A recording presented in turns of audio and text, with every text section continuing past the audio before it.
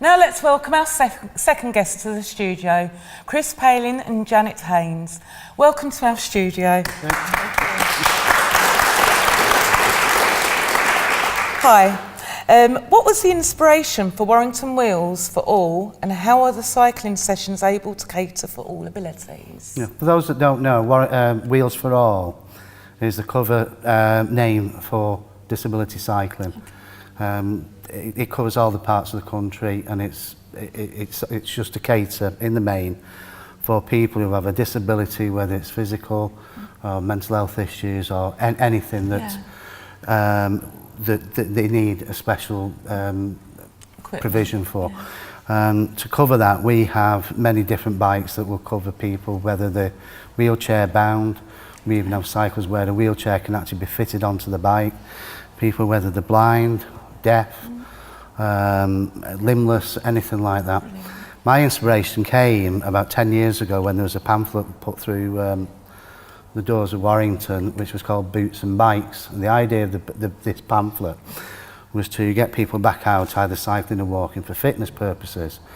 There were the opportunity to become a walk leader or a cycle leader. As I'd always been involved in cycling in lots of ways, I went and did the course, the Wheels for All course, and since then, it's about 10 years ago, I've been involved in it now. Brilliant, that's lovely. But we do have virtually any bike that will cover any disability. What are the benefits of people learning to return to cycling?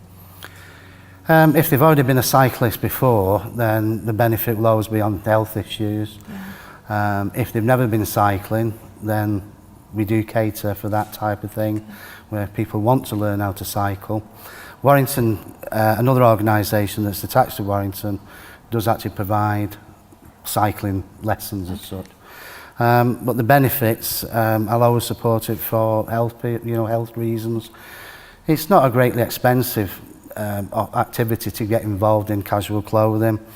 In Warrington itself, there's a charity that was getting bikes donated to them. They were really refitting them out and then selling them out for, to obviously help their funds as well. But they're selling out cheap, decent bikes that have been maintained and repaired properly.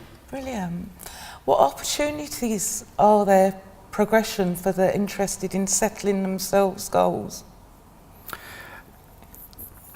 If with the Wheels for All, we tend to be more confined to using the running track at Victoria Park. Right, okay. There are some cases where people who may be able to ride a three-wheeler bike might be able to go and venture out more around the parks or on the linear park at Blackbird as it is. But what we do actually cater through the charity for health rides. Yeah. The majority of them, well, now they seem to be progressing to about 2 hours. But there's a progression to go from, if you wish to, was to come to the track and just get yourself going around on a two-wheeler bike, to then going to this other thing called Warrington Cycle to Health. And then the progression from there is, if you really want to be serious, there's various clubs in the Warrington, North Cheshire Clarion, Warrington Road Club, if we want to do that. Talking about goals, I had a heart operation on Christmas last year. And I set myself goals, and one of them was a 40-mile bike and the other one was a 60. And it can be done. It's not unusual that if you set yourself a goal and you've got the people behind you, you can do those things. Brilliant. Do people need to bring any equipment? And how can they book a session for themselves or their family members? Right, well, I'm going to discuss about that part because I'm quite new to the charity. I've only been with the charity for about 12 months, and I'm mainly based in the headquarters, and I take most of the phone calls because we just have one main line for people to contact. Yeah. But we have nearly 60 centres up and down the country. Last year we actually opened 5 new ones, two up in Kendal, one's Kendal, one's Ulverston, and 3 in Wales. So we are quite spread out. We only run about 20 ourselves because the others, the charity's been going for like over 25, I think it's about 27 years. Yeah. And they get the centres up and running, and then it's taken over by councils and volunteers.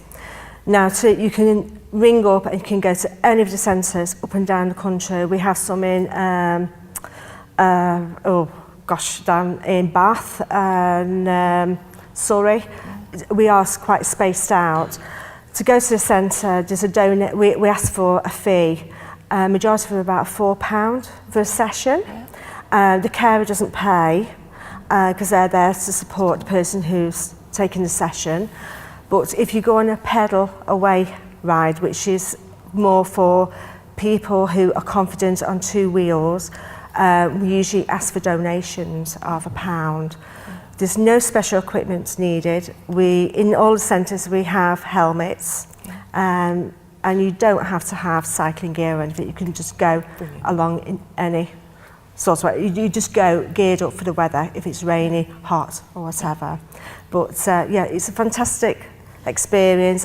I myself took my mother, who's in a wheelchair, and took her along the track in Victoria Park last year, which was a new experience for me. And I've been along to other centres as well and sampled what they have on offer. So it's just a case of if anybody's interested, you just ring up the headquarters.